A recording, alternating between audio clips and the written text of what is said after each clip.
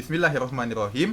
Assalamualaikum warahmatullahi wabarakatuh. Waalaikumsalam warahmatullahi wabarakatuh. Selamat datang kembali di acara Radio Salman, sebuah ruang untuk bertukar cerita, bertukar ilmu dalam suasana yang penuh keberkahan.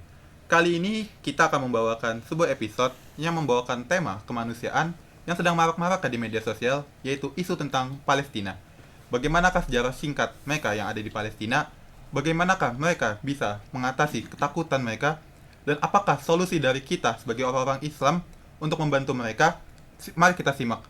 Sebelum kita mulai, boleh dulu nih kita perkenalan dengan narasumber kita. Mas, boleh diperkenalkan dirinya? Oke, jadi teman-teman semua ya. Mas siapa tadi? Aku Sidki, Mas. Oh, Sidki dengan Mas Rian, Mas. Rian. Sidki sama Rian ya, Ya, insyaallah. iya. Jadi perkenalkan Sidki Rian. Di sini nama aku Muhammad Abdan Syakuro. Biasa dipanggil Abdan. Jadi selama ini ya, aku alumni dari UKKI dan juga dari LDF juga ya, dari fakultas yang namanya itu Gamais gitu, teman-teman.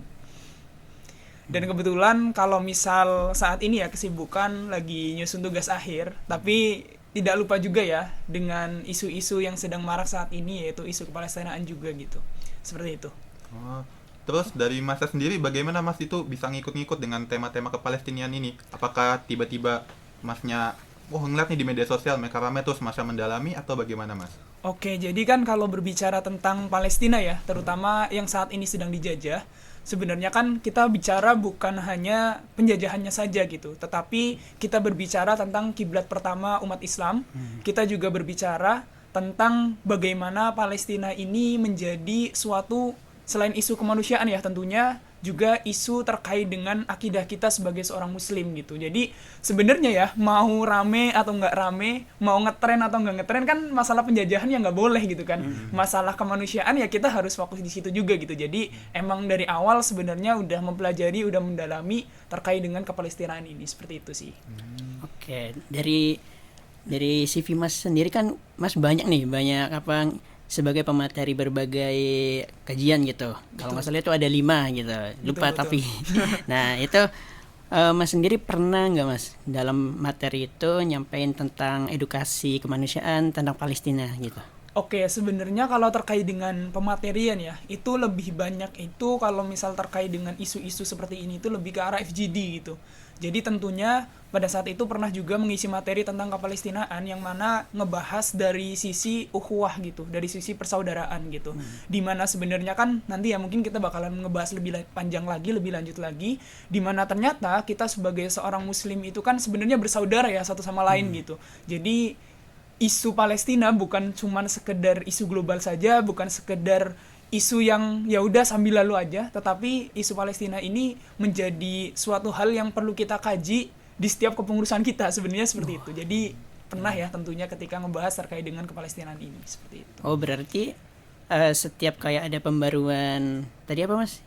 Ada Materi, Yo, kemudian terkait dengan isu, itu tentunya ngikutin belajar terkait dengan isu-isu khususnya terkait Palestina. Kayak kemarin kan yang sempat ramai ada Medlin, ada Global March, itu juga sempat ngikutin juga, seperti itu. Dari yang udah Mas pelajarin, kira-kira bisa dijelasin nggak Mas kayak sejarah singkat dari Palestinanya itu sendiri? Oke, jadi terkait dengan sejarah Palestina ya. Sejarah Palestina itu sendiri sebenarnya panjang gitu. Mau ngomongin zaman Hitler dulu atau zaman Yahudi dulu, Waduh. zaman siapa dulu nih? Waduh. Gitu kan. Tapi kalau secara singkat kita mulai daripada tahun 1900-an awal ya, di mana terjadi Perang Dunia Pertama. Pada saat itu tentunya ya, pada saat itu masih ada Turki Utsmani ya namanya ya. Turki Utsmani sebagai kekhalifahan Islam di muka bumi ya, yang kemudian runtuh tahun 1924. Tetapi kalau misal kita berbicara tentang Palestina, kita berbicara tentang penjajahan, itu tuh dimulai di awal 1900-an, di mana pada saat itu terjadi konspirasi besar gitu.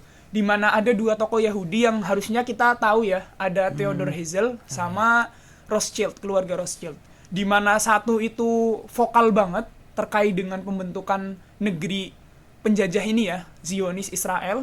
Kemudian yang satunya nih Rothschild itu memang fokus ke pendanaan gitu. Jadi 2 orang ini tuh sangat berperan pada saat pendudukan Israel di tanah Palestina, seperti itu. Nah setelah itu kemudian dari 2 orang ini, kemudian Theodor Herzl itu karena pada saat itu masih ada Turki Utsmani, menghadap ke Sultan Abdul Hamid. Jadi menghadap ke Sultan Abdul Hamid, kemudian meminta tanah gitu. dengan jaminan melunasi hutang daripada Turki Utsmani, kemudian pembentukan universitas di Turki Utsmani, kemudian bahkan memberikan sejumlah uang gitu tanpa bunga, memberikan pinjaman tanpa bunga. Nah, pada saat itu kemudian Sultan Abdul Hamid ini cuman yang kita tahu ya, kalau misal kita pernah belajar, ada salah satu jawaban daripada Sultan Abdul Hamid ini yang begitu luar biasa, yang begitu terkenal, bahwasanya tanah Palestina ini udah dibanjiri oleh darah-darah pejuang Islam gitu. Maka tanah ini bukan milik Turki Utsmani, tetapi milik umat Islam gitu. Jadi selama beliau pada saat itu, beliau bilang, selama beliau masih hidup, maka tanah ini sejengkal pun tidak akan diberikan kepada orang-orang Yahudi gitu. Karena memang bahkan pada saat itu, pada saat pembentukan itu ya, di situ kan Theodor Herzl itu membuat bendera yang pada saat ini ada ya, bendera Israel. Kemudian pada saat itu baru menghadap ke Sultan Abdul Hamid, kemudian meminta tanah, dan ditolak mentah-mentah oleh Sultan Abdul Hamid selama Sultan Abdul Hamid itu masih hidup. Dan pada saat itu, setelah pertemuan itu ya, kemudian Theodor Herzl ini memegang misi baru gitu. Karena Sultan Abdul Hamid ini bilang selama beliau masih hidup, jadi bagaimanapun Turki Utsmani itu harus runtuh. Dan pada tahun 1924, setelah Perang Dunia Pertama ya, setelah Perang Dunia Pertama itu, kemudian terjadi kerugian yang begitu luar biasa, sampai ada dikenal dengan Deklarasi Balfour tahun 1917 atau 1918. Nah, Deklarasi Balfour ini apa? Deklarasi Balfour ini yaitu menyetujui dari Inggris ya, menyetujui karena kan pemenangnya kan sekutu ya, Inggris dan kawan-kawannya. Pada saat itu yang didukung oleh Yahudi di belakangnya, pada saat itu memutuskan atau membolehkan gitu pendirian Israel di tanah Palestina pada tahun 1918. Kemudian diperparah pada saat itu belum masif ya. Kemudian orang-orang Yahudi itu menduduki tanah Palestina. Kemudian masifnya itu kapan? Masifnya itu kemudian pada saat UN Partition tahun 1947. Jadi teman-teman kalau misal tahu PBB ya, tahu PBB. Nah, pada saat PBB kemudian mengadakan pada saat setelah Perang Dunia Kedua, berarti setelah Perang Dunia Pertama, kemudian Turki Utsmani kalah, terjadi kemunduran. Dan pada saat itu muncullah Deklarasi Balfour. Setelah Deklarasi Balfour itu keluar, kemudian pada tahun 1947 melalui UN Partition, United Nations Partition itu barulah datang berbondong-bondong entitas Yahudi di tanah Palestina, dan pada tahun 1948 disahkan berdirinya negara Israel oleh teman-teman PBB gitu. Dan itu teman-teman bisa cari ya, sumbernya banyak. Siapa negara-negara aja yang mendukung UN Partition tersebut, yang mana UN Partition itu membagi, ada tanah Palestina yang didapatkan oleh negara Arab, ada tanah Palestina yang kemudian didapatkan oleh entitas Yahudi, seperti itu. Sebenarnya kalau secara singkat ya, terjadinya negara Israel, kemudian sampai nanti pada 1948 itu disahkan ya, di negara Israel itu berdiri, yang sebenarnya itu penjajahan, fix penjajahan, karena sebelumnya nggak ada, terus tiba-tiba perang, terus kemudian menggeser atau menggusur ya, bisa kita bilang menggusur rakyat Palestina yang emang sebelumnya itu damai-damai saja, kemudian tiba-tiba membangun negara sendiri gitu. Nah, itu kan sebenarnya merupakan suatu hal yang sangat buruk ya, yang bahkan sampai saat ini penjajahan itu masih bercokol di tanah Palestina, seperti itu. Oh, jadi kalau dari sejarah yang Mas dan sampaikan itu ya, yang saya dapat nih Mas gitu.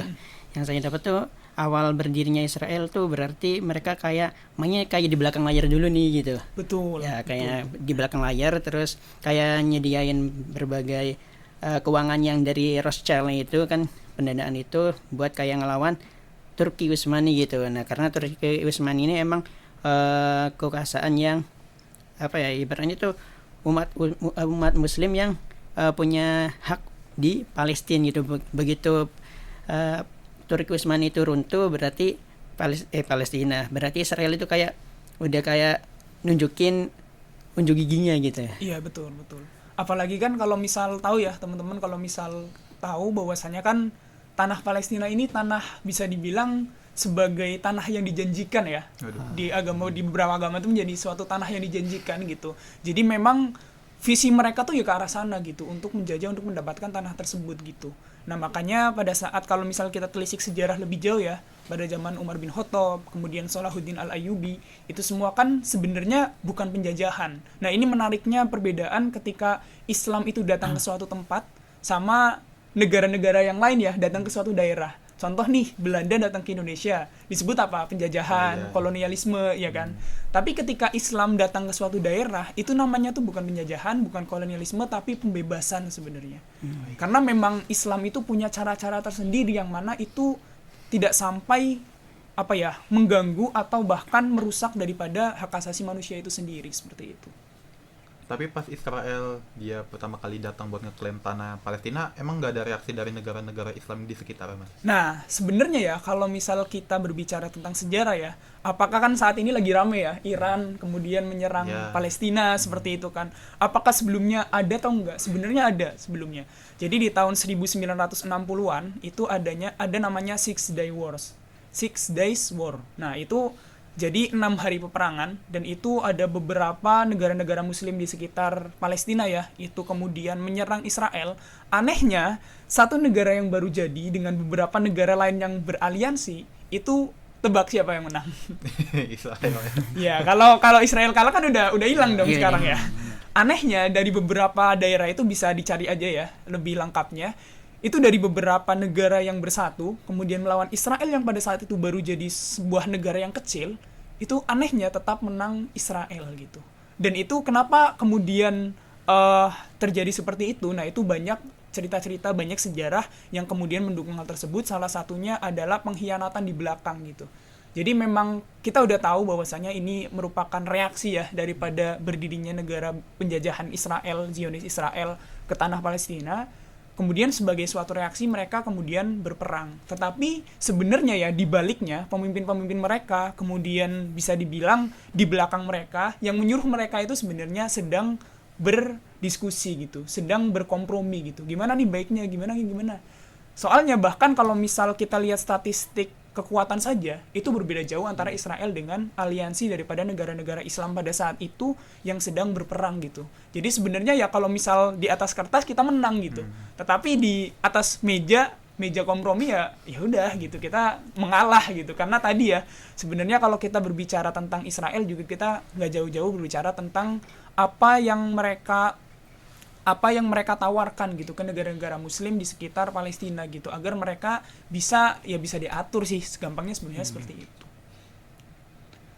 Jadi ya kita sebagai seorang muslim ya perlu banget tahu lah, paling nggak tahu sejarahnya bagaimana kemudian Israel itu bercokol di tanah Palestina seperti itu. Oke Mas, tadi kan Mas nyinggung perihal tanah yang dijanjikan sama tentang Iran nih yang sekarang nih. Betul. Nah itu saya pengen nanya 2 hal Mas. Pertama, tanah yang dijanjikan itu kan kalau sempat baca sejarah kalau nggak salah punya Islam, Nasrani sama Yahudi nih. Betul. Nah untuk sekarang kan kayak perseteruannya itu Islam sama Yahudi nih. Nah itu kayak apakah Nasrani ikut di belakang layarnya Yahudi atau Islam nih Mas gitu?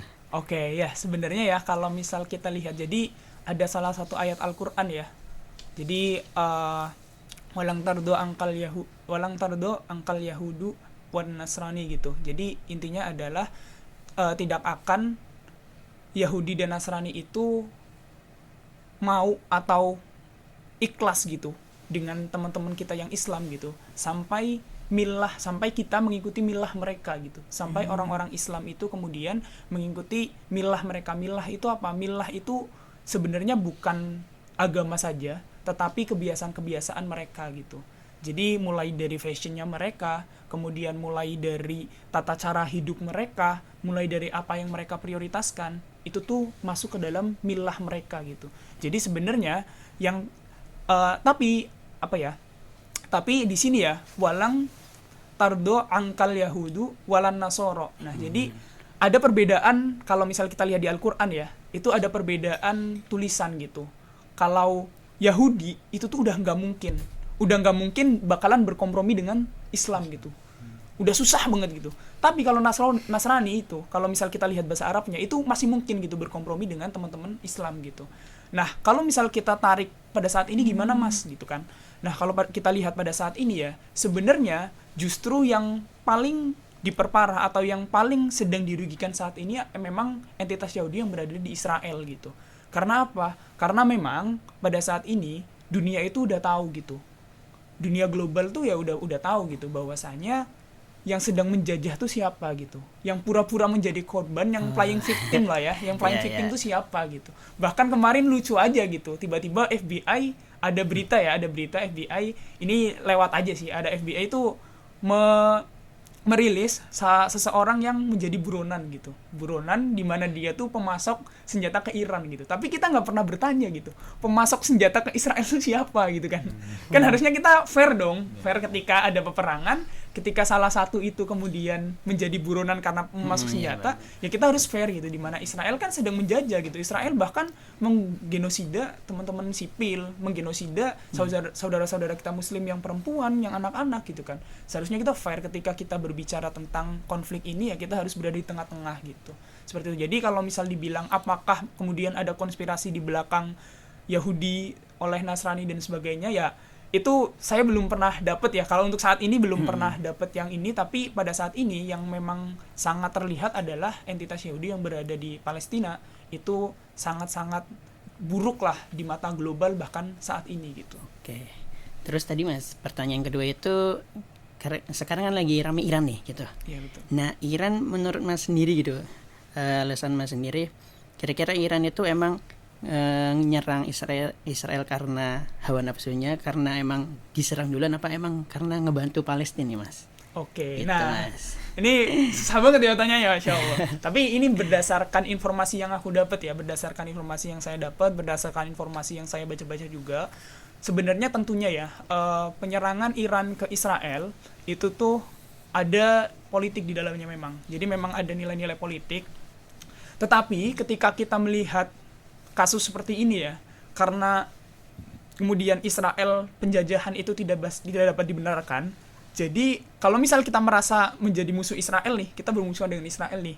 Jadi kalau misal ada kemudian yang menyerang Israel, seharusnya kita mau dari agama mana, kemudian mau dari golongan yang mana, mau Islam mau bukan, ya karena dia menyerang musuh kita, ya seharusnya kita ikut bangga juga gitu. Seharusnya kita ikut bahagia juga gitu.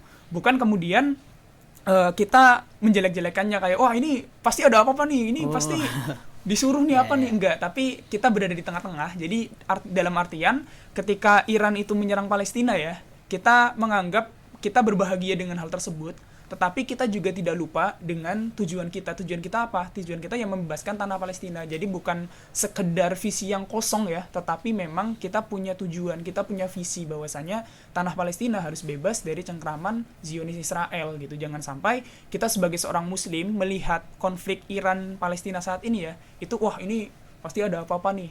Terus atau sebaliknya gitu, atau kita terlalu bangga gitu, wah udah ada yang nyerang nih, ya udahlah kita santai-santai aja, enggak gitu. Jadi kita harus berada di tengah-tengah, kita harus fokus pada tujuan, yaitu pembebasan tanah Palestina secara penuh. Selain daripada itu, kita juga ya cukup mendukung gitu, bahwasanya kita mendukung penyerangan tersebut, bahwasanya itu bisa menjadi salah satu cara kita untuk mendukung Palestina tersebut gitu, dengan kita mungkin menyebarkan terkait dengan berita-berita yang sedang terjadi penyerangan gitu. Kita patut untuk kemudian berbangga gitu dengan hal tersebut, itu wajar-wajar saja, tapi jangan berlebihan. Sebenarnya seperti itu sikap kita sebagai seorang muslim untuk menyikapi konflik yang sedang terjadi gitu. Oke Mas, tadi kan entitas Yahudi yang ada di Palestina nih lagi buruk-buruknya nih Mas di mata dunia gitu. Nah, sedangkan kalau nggak salah tuh dari buku yang sempat saya baca itu, kalau Yahudi ini keturunan Nabi Isa kalau nggak salah. Oh. Iya gitu. Nah jadi yang saya mau tanyakan itu kan apa ya maksudnya, harusnya kan kayak keturunan Nabi kan harus welas asih gitu. Apakah semua Yahudi itu kayak haus akan darah gitu, atau gimana nih Mas menurut Mas? Oke, jadi kalau misal tetap ya Yahudi itu seorang manusia juga gitu ya. Jadi memang kalau misal kita bilang ya, kalau misal kita telisik dalam sejarah Bani Israel itu kan merupakan kaumnya Nabi Musa ya teman-teman, kaumnya Nabi Musa. Jadi Bani Israel itu kaumnya Nabi Musa. Dan kalian pernah dengar gak ketika 40 hari Nabi Musa itu mendapatkan wahyu, pada saat balik-balik ternyata Oh, iya. udah Ngelanggar. ngelanggar lagi gitu kan. Nah itu memang sifat mereka tuh seperti itu Oh, gitu. iya. Tetapi apakah semuanya seperti itu? Enggak, cuman susah gitu. Jadi memang di dalam Al-Quran juga dijelaskan ya, bahkan kita bisa telisik dalam sejarah-sejarah Nabi bahwasanya sangat sedikit kemudian kaum Yahudi yang masuk kepada Islam gitu. Tetapi apakah dibilang nggak ada sama sekali? Enggak, ada kok. Ada kemudian orang-orang Yahudi yang masuk Islam tuh ada gitu. Tetapi memang sedikit dan susah. Terus kalau misal kita bilang kemudian kenapa mereka sampai segitunya gitu? Kenapa mereka kemudian, kan mereka ini ya anak keturunan Nabi lah bisa dibilang kan, anak keturunan Nabi. Sebenarnya mereka itu hanya tidak mau mengimani Rasulullah itu karena apa? Karena Rasulullah itu satu-satunya garis keturunan daripada Nabi Ismail, Benar. yang bukan daripada keturunan Yahudi ya, atau Iya. Nabi Musa, kemudian kan ada Nabi Ismail, ada Nabi Ishak. Nah, kemudian itu kan bercabang. Nah, Nabi yang lahir daripada keturunan Ismail itu Rasulullah SAW, dan itu udah di Mekah. Bukan kemudian ikut gabung di kaum Yahudi, bukan. Sedangkan nabi-nabi itu mostly ya, hampir sebagian besar, bahkan terakhir Nabi Isa pun lahir kebanyakan tuh di daerah, yaitu di daerah Yahudi gitu. Atau bukan Yahudi ya, di daerah kemudian di Palestina gitu. Itu kita bisa lihat sejarahnya. Atau makanya apa? Makanya ketika ada Rasul, ada Nabi yang lahir bukan dari mereka, ya mereka nggak mau mengimani gitu. Padahal sebenarnya apakah mereka tahu? Mereka tahu gitu. Makanya pada dalam salah satu sejarah Rasulullah ya, itu kan sempat ada case di mana mereka tuh mengecek gitu. Jadi mengirimkan pendeta lah ya kalau bahasanya gitu. Mengirimkan pendeta ke Rasulullah untuk mengecek kenabian beliau, dan ternyata terbukti gitu. Terus mereka bilang, wah tapi kalau misal kita beriman, kita kehilangan ini, kehilangan itu gitu. Apalagi ya Rasulullah itu bukan berasal dari nenek moyang kita gitu. Jadi mereka tidak mau beriman hanya karena seperti itu gitu. Apakah mereka tahu atau enggak? Ya mereka tahu gitu. Nah makanya kalau misal kita berbicara tentang entitas Yahudi ini, ya memang entitas yang ngeyel lah ya, dalam tanda kutip gitu. Jadi emang sudah seperti itu. Tapi apakah semuanya seperti itu? Enggak. Memang ada beberapa orang bahkan pada zaman Nabi yang juga masuk Islam, sebenarnya seperti itu. Oke. Terus ini Mas, apa kita kan udah jauh-jauh nih ngobrolin perihal isu Palestina gitu. Betul. Nah, itu barangkali ada orang yang nggak tahu nih, ini tuh Yahudi sama Israel tuh sama nggak sih gitu. Oke. Nah, menurut Mas sendiri nih, Yahudi sama Israel tuh itu apa? Terus kalau misalnya ada perbedaannya apa gitu? Soalnya sempat baca di berita itu pas waktu Iran nyerang sipil di warga Israel itu bilangnya yang aparat kayak pertahanannya yang apa? Yang bukan orang Yahudi asli itu dilarang masuk gitu Mas. Oh. Dilarang masuk bunkernya mereka gitu. Nah, itu Mas. Oke, jadi memang ada perbedaan ya. Kalau Israel tuh ya, kalau misal ini yang saya pelajari ya sampai saat ini, Israel tuh memang tadi ya berdirikan pada saat 1948 negaranya gitu. Kemudian apakah di dalamnya itu isinya Yahudi semua? Enggak gitu. Tetap ada entitas-entitas yang lain, kaum-kaum yang lain gitu. Kemudian kenapa kita fokusnya tuh ke Yahudi? Karena memang kaum Yahudi ini memang yang dari awal gitu merencanakan, kemudian membangun dan sebagainya. Bahkan kalau misal teman-teman menelisik sejarah lebih jauh ya ke belakang, itu ada kayak semacam ada yang mengilustrasikan ya melalui sebuah peta itu gambar Yahudi diaspora. Jadi sebelum punya tanah nih, mereka tuh nyebar kemana-mana. Apalagi pada masa Jerman ya, Jerman sedang memimpin, itu kan dibantai tuh, pernah dengar kan ceritanya, pembantaian Yahudi oleh Jerman gitu kan, pada saat itu. Nah, cuman pada saat mendapatkan tanah, nah mereka tuh akhirnya bermigrasi, gabung di situ tuh, jadi satu gitu. Nah makanya ya kalau misal kita bilang ya Yahudi kebanyakan ya di situ gitu. Karena apa? Karena pada saat peristiwa Nakbah ya, kalau teman-teman tahu, pada saat peristiwa Nakbah itu 700 ribuan orang Palestina itu diusir dari tanahnya sendiri gitu. Bayangin kita punya rumah, ada orang yang masuk nih, ada yang orang masuk mungkin tanpa aba-aba ya, terus ngusir kita gitu. Kan sedih banget ya sebenarnya ya di situ ya. Jadi sebenarnya kalau misal kita berbicara tentang Israel, di dalamnya ya sama gitu, tetap ada kaum-kaum yang lain, ada kaum-kaum yang dari Nasrani juga dan sebagainya gitu, itu ada semua di situ.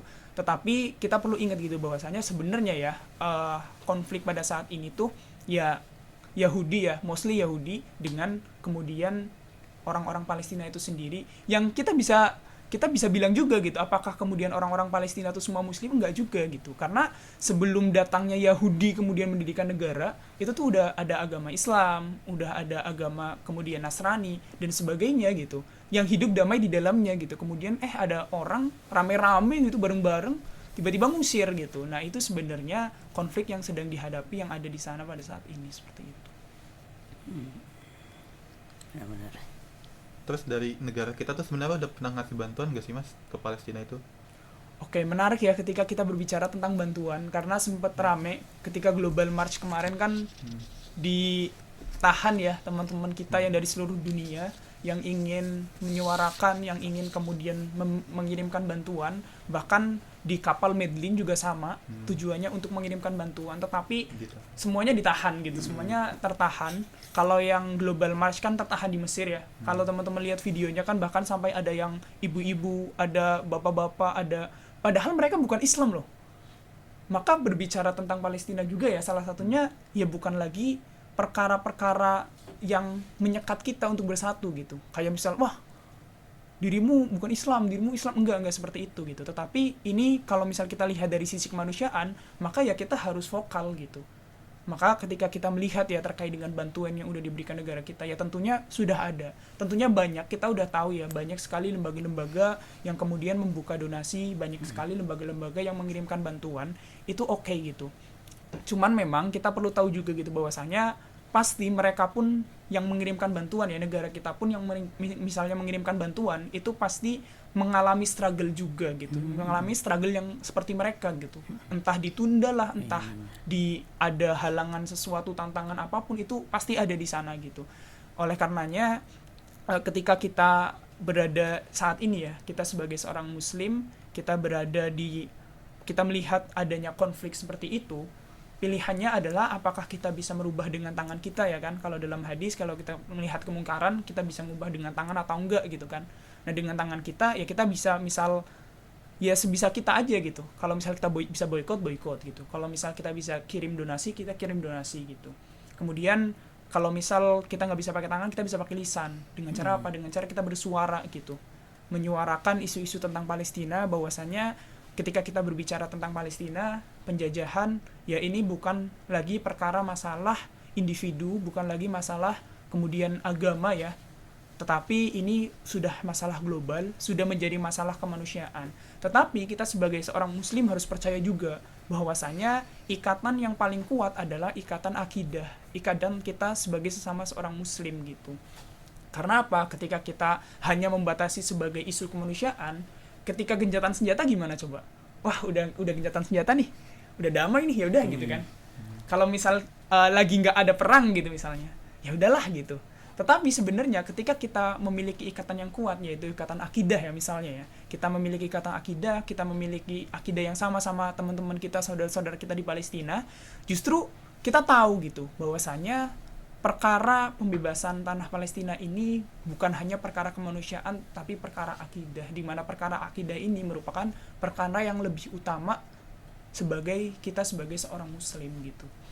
Jadi apakah kemudian bantuan-bantuan itu terkirim ke sana? Ya pasti ada yang dikirimkan gitu. Tetapi kita harus ingat bahwasanya tetap ada struggle, tetap ada halangan-halangan, rintangan yang negara kita, yang kemudian lembaga-lembaga itu hadapi pasti ada gitu. Karena nyatanya ya, bahkan pintu Rafah aja sebagai pintu pertama ya untuk masuk gitu, kemudian itu dijaga ketat gitu, ditutup bahkan kan. Itu kita harus tahu gitu. Jadi apakah kemudian negara kita membantu? Jelas negara kita pasti mengirimkan bantuan, jelas negara kita kemudian membantu gitu. Nah tetapi pasti ada struggle-nya. Jadi apa yang bisa kita lakukan saat ini ya tadi gitu, kalau misal kita nggak bisa berdonasi atau mungkin kita masih belum mampu untuk berdonasi, kita bisa kemudian melakukan boikot, kita kemudian bisa menyuarakan, atau yang paling lemah adalah dengan mendoakannya gitu. Seperti itu. Menurut Mas nih, masa depan dunia setelah Iran menyerang Israel tuh gimana Mas? Wah, konspirasi perang dunia ketiga kah? Waduh, itu kan juga di media sosial orang-orang mulai khawatir kan ya, Iran nyerang Israel nih, wah tiba-tiba Amerika mau ikut ngebantuin. Udah bersekutu-sekutu gitu ya. Iya. Tinggal Indonesia bersekutu kemana nih gitu ya? Wah, kalau orang-orang bilang Indonesia emas Mas, kita diam aja tiba-tiba jadi emas beneran gitu. Aduh. Boleh. Tapi selain dari politik tuh ada nggak sih yang bisa kita lakukan juga buat ngebantuin mereka? Oke, jadi menarik ya ketika kita berbicara tentang penyerangan Iran kemudian ke Palestina gitu. Kita sebenarnya ya nanti kalau kita nggak bakal bisa nebak masa depan juga ya. Banyak lah konspirasi-konspirasi itu banyak gitu kan, kayak apakah Iran ini merupakan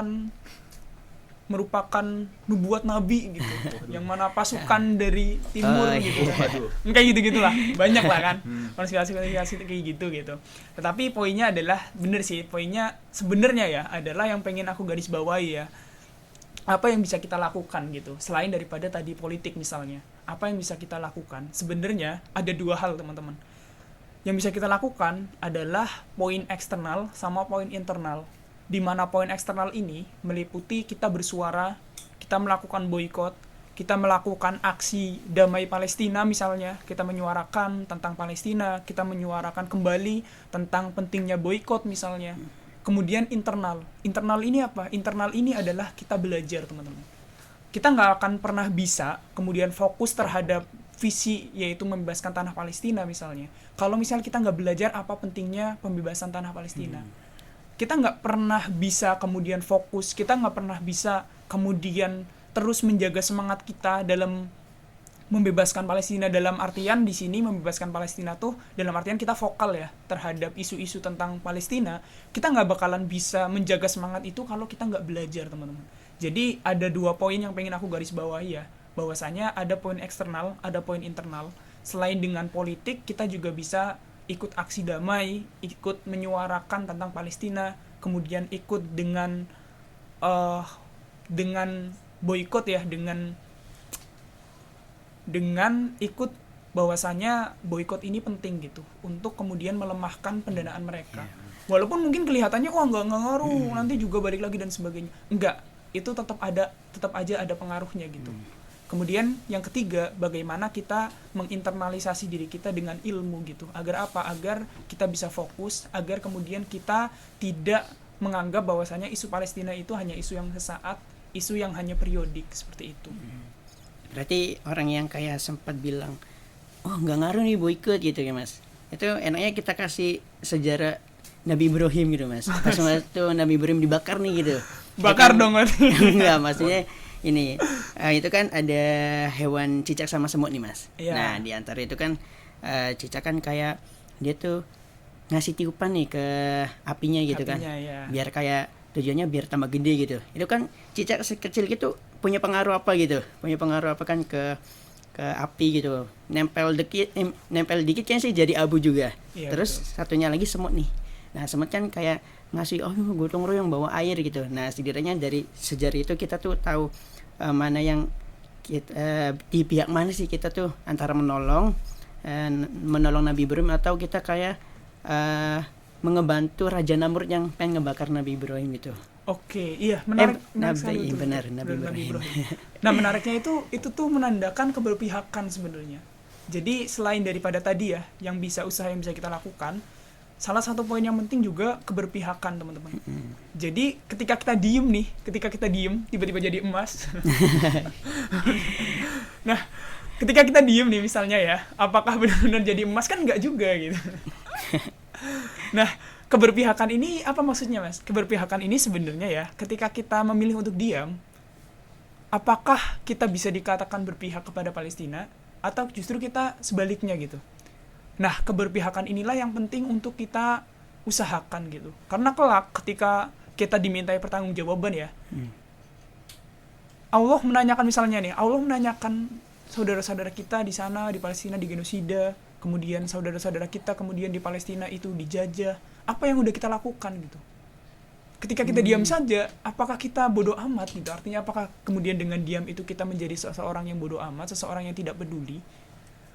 Atau keberpihakan kita melakukan boikot gitu. Oh, kita boikot artinya apa? Kita paling enggak bisa berpihak kepada Palestina dengan cara memboikot gitu.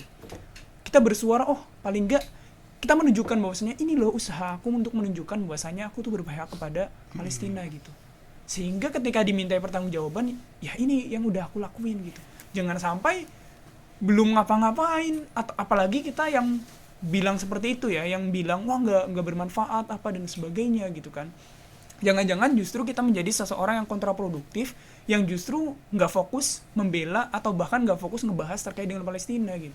Justru kita cuman egois karena kita belum bisa ngeboikot ya, kita lantas menghina atau mendiskreditkan atau memojokkan teman-teman kita yang lagi berusaha untuk ikut dalam kampanye boikot tersebut gitu. Nah itu kan berbeda ya keberpihakan antara seseorang yang kemudian berpihak atau mendukung kepada Palestina sama seseorang yang kemudian melakukan hal yang kontraproduktif terhadap hal tersebut gitu. Itu sih yang perlu kita fokus terhadapnya. Oke.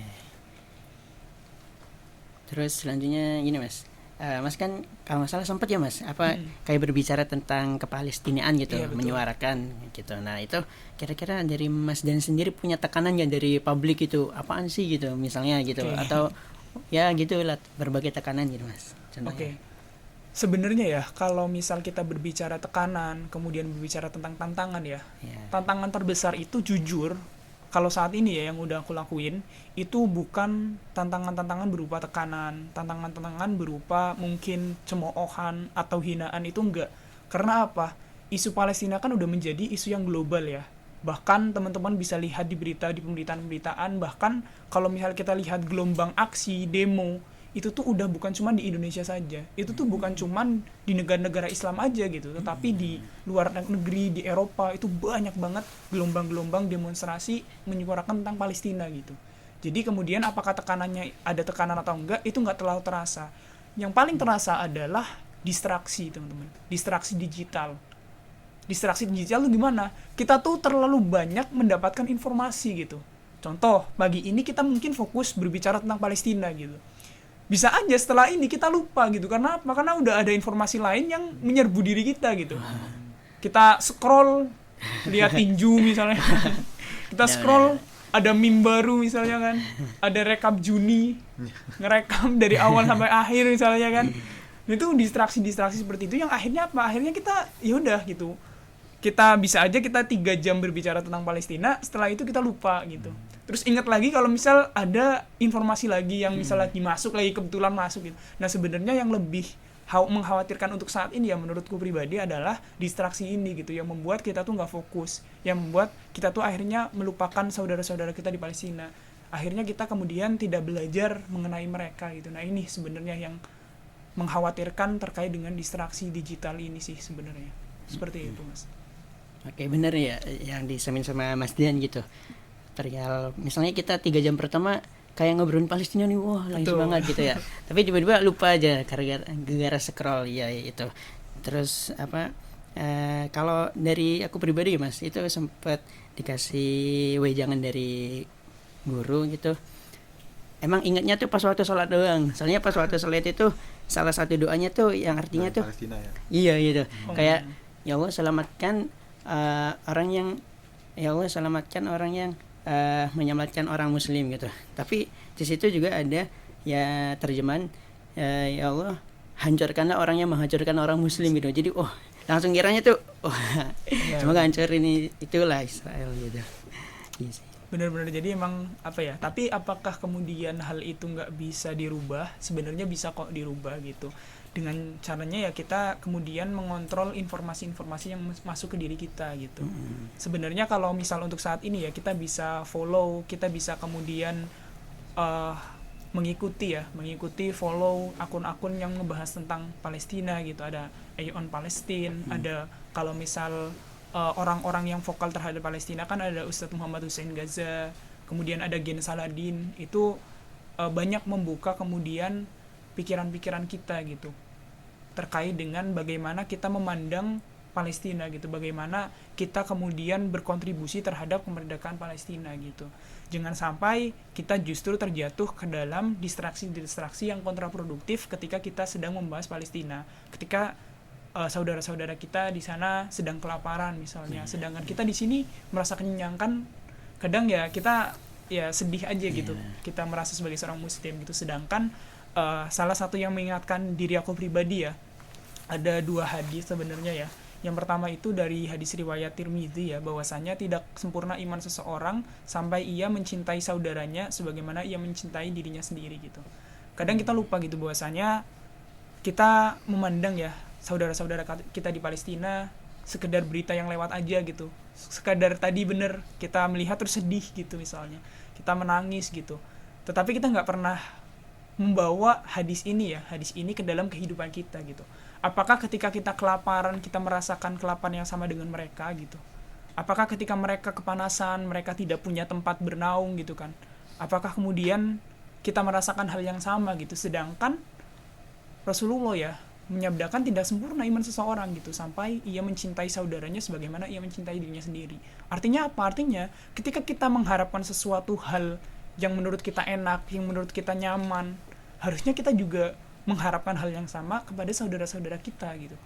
Kemudian yang kedua ya, yang mengingatkan diri aku pribadi ya, agar tidak gampang atau agar paling enggak dalam sehari berpikir tentang Palestina gitu misalnya, berpikir tentang saudara-saudara kita yang sedang di sana. Itu dari hadis riwayat Bukhari ya, mirip sebenarnya, tetapi kalau yang hadis kedua ini bahwasanya Rasulullah bersabda ya, bahwasanya muslim yang satu dengan muslim yang lainnya atau mukmin yang satu dengan mukmin yang lainnya itu ibaratkan satu bangunan gitu. Ibaratkan satu tubuh, Ibaratkan satu tubuh di mana ketika tubuh ada bagian tubuh yang sakit ya, maka bagian tubuh yang lainnya itu akan merasakan gitu. Kita demam aja kadang sampai nggak bisa jalan-jalan gitu. Kadang kita sampai tidur-tiduran aja gitu di kosan, di rumah gitu. Nah, apakah kemudian saudara-saudara kita di Palestina gitu ya, sama-sama beriman, yang sama-sama memeluk agama Islam gitu, merasakan sakit, apakah kita menganggap itu bagian daripada anggota tubuh kita, atau jangan-jangan kita merasa itu bukan bagian daripada anggota tubuh kita gitu. Makanya ya, yang pengen aku highlight bahwasanya berbicara tentang tanah Palestina, berbicara tentang kemerdekaan Palestina, kita berbicara bukan lagi tentang tanah yang dijajah, bukan sekedar itu. Bukan lagi kita berbicara hanya sekedar kemanusiaan, enggak. Tetapi kita berbicara tentang kesempurnaan iman kita gitu. Kita berbicara tentang ternyata Palestina, saudara-saudara kita di sana itu merupakan bagian daripada tubuh kita. Itu harus kita cintai sebagaimana kita mencintai diri kita sendiri gitu. Nah, oleh karenanya kita harus fokus bahwasanya saudara-saudara kita di sana kita mendoakan, kita jangan sampai melepaskan boikot, kita jangan sampai bermudah-mudahan ya. Istilahnya kalau misalnya ada informasi apa kita ya udahlah lewat aja, ya udahlah gitu. Nggak mau ngelihat, nggak mau kemudian mengambil informasi-informasi yang seharusnya dengan informasi itu kita bisa menambah keilmuan kita bagaimana kita harus berkontribusi agar Palestina itu bisa merdeka seperti itu. Berarti dari penjelasan Mas, kita sebagai orang Islam itu juga harus memperkuat diri sendiri tanpa melupakan saudara-saudara kita yang lain ya Mas. Betul. Dari Mas sendiri ada rekomendasi gitu nggak Mas? Kayak tokoh-tokoh terkenal atau guru-guru yang bisa membuat kita lebih dalam ilmu agamanya Mas? Oke, jadi untuk guru-guru, nah ini ya, terkadang kita tuh fokus ke influencer-influencer yang terkenal gitu kan, yang menyuarakan aja gitu kan. Apakah itu salah? Enggak salah sebenarnya. Tetapi kita lupa bahwasannya di sekitar kita juga banyak loh ustadz-ustadz, asatid-asatid yang bisa mendukung, yang bisa mendampingi kita gitu. Dalam rangka apa? Dalam rangka kita berilmu gitu. Dalam rangka kita mencari ilmu tuh banyak sebenarnya di sekitar kita gitu. Bahkan teman-teman yang gabung LDF juga ya, yang gabung LDF, yang gabung LDK, itu biasanya ada acara-acara kajian-kajian yang ngebahas terkait dengan Palestina kan. Nah, tentunya yang paling kecil bisa kita cari rekomendasi ada di sekitar kita sebenarnya. Kita bisa nanya kalau misal kita punya mentor ya, biasanya kan ada mentoring ya di LDF, LDK, kita bisa nanyain mentor kita gitu, kita bisa nanyain tentang Palestina, berdiskusi tentang Palestina terhadap mentor kita, itu bisa, itu yang pertama. Yang kedua, ada juga ustadz-ustadz yang memang udah dikenal ya, Ustadz Amar, kemudian Ustadz Muhammad Hussein Gaza, kemudian Gen Saladin ya, ini langsung nama akunya aja biar memudahkan kita mencari ya, Gen Saladin, itu tuh bahkan buku-bukunya itu udah ada yang membahas terkait ke arah sana ya. Bahkan beberapa lagi banyak lah influencer-influencer yang ngebahas terkait dengan kebebasan Palestina ini kalau misalnya kita lihat dari segi media sosial ya. Nah, kemudian yang ketiga ya, selain daripada itu kita juga bisa membeli buku-buku yang ngebahas terkait dengan Palestina. Contoh Emas Baitul Maqdis. Nah, itu udah ada terjemahan bahasa Indonesia, itu bisa kita beli aja.